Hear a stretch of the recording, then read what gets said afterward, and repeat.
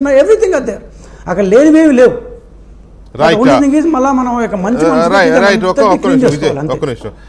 గఫూర్ గారు, ఇక్కడ ప్రభుత్వ కార్యాలయాలు ఏర్పాటు చేయడంతో పాటు ప్రైవేటు కార్యాలయాలు లేదా ప్రైవేట్ వ్యాపారాలు ముఖ్యంగా అవి హోటల్స్ కావచ్చు, చూడండి అప్పట్లోనే ఈ మాత్రం దానిగా 2 యూనివర్సిటీస్ వచ్చినాయి అక్కడికి, విట్టును ఇంకోటి 3 యూనివర్సిటీలు వచ్చినాయి ఆ కొద్ది కాలంలోనే. సో ఇటువంటివి తొందరగా రావాలి అని అంటే రాష్ట్ర ప్రభుత్వం చేయాల్సిన పని ఏంటి? ముందు వేటి మీద ఫోకస్ పెట్టాలి? ఒకటి వెంకృష్ణ గారు, ఇప్పుడు కనెక్టివిటీ కూడా సక్రమంగా లేదండి. ఇప్పుడు విజయవాడ నుంచి వచ్చేటువంటి జనాలకు మీకు బ్యారేజ్ మీద నుంచి రావాలా అనేటువంటిది అది అంత కన్వీనియంట్ పాయింట్ కాదు, కంజెస్టెడ్ అయిపోయింది. తర్వాత విఐపి రెసిడెన్సెస్ అవన్నీ ఉండడంతో చాలా ఇబ్బందిగా ఉంది. ఆ రోడ్డు వైడన్ చేయడమా, చాలా వైడన్ చేసి పెద్దగా రోడ్ చేయాలి. యాక్సిస్ రోడ్ అన్నారు, యాక్సిస్ రోడ్ మధ్యలో ఆగిపోయింది. ఇప్పుడు కొలనకొండ నుంచి టన్నల్ రూపంలో ఏదో చేయాలా అనేసి అప్పుడేదో ప్రపోజల్ పెట్టి, అంటే కంచికచర్ల నుంచి డైరెక్ట్ అమరావతికి కృష్ణానది మీదుగా వేద్దామని పెట్టుకున్నారు. జగన్మోహన్ రెడ్డి గారు అది క్యాన్సిల్ చేయించాడు కేంద్రం దగ్గరికి. మళ్ళీ పెట్టుకోవచ్చులేండి.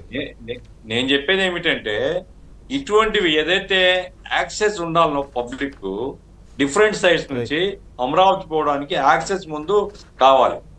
అట్లాగే గవర్నమెంట్ రెసిడెన్షియల్ వరకు ముందు గవర్నమెంట్ ఖర్చు పెట్టాలండి. ప్రైవేటు దానికి సంబంధించి వస్తారండి వాళ్ళు, మీరేం ఆందోళన పడలేదు. ఇప్పుడు ఒక 10,000 జనాభా వచ్చిన తర్వాత హోటల్ పెట్టేవాడు ఎందుకు రాడు? వాని అవస్థ వాడు వస్తాడు. అట్లాగే షాపింగ్ మాల్స్ పెట్టేవాడు ఎందుకు రాడు? వస్తాడు. కాబట్టి ఫస్ట్ ఏమంటే లివబుల్ కండిషన్స్ ఏవైతే అంటున్నామో మనం, లివబుల్ కండిషన్స్, కనెక్టివిటీ, ఈ రెండు వెనువెంటనే ఏర్పాటు చేయడానికి, వెనువెంటనే అంటే రేపే కాదు, అది 1 సంవత్సరం పట్టినివ్వండి, 1 సంవత్సరం పట్టినే కానీ ఈ ప్రైమరీ ఇన్ఫ్రాస్ట్రక్చర్ కనుక చేయగలిగితే, ఈవెన్ మంగళగిరి నుంచి కూడా మంచి కనెక్టివిటీ లేదండి దానికి, మంగళగిరి నుంచి కూడా లేదు. కాబట్టి ఇవన్నీ కూడా చూసుకొని ఆ రూపంలో డెవలప్ చేసుకోవడానికి మనం ఫస్ట్ ప్రయారిటీ ఇవ్వాలి. ఆ రకంగా ప్రయారిటీ ఇచ్చి క్రమేపీ డెవలప్ అవుతుంది. నగరం ఎప్పుడు కూడా ఒక వ్యక్తి ద్వారానో ఒక ప్రభుత్వం చేతనే నగర నిర్మాణం సాధ్యం కాదండి.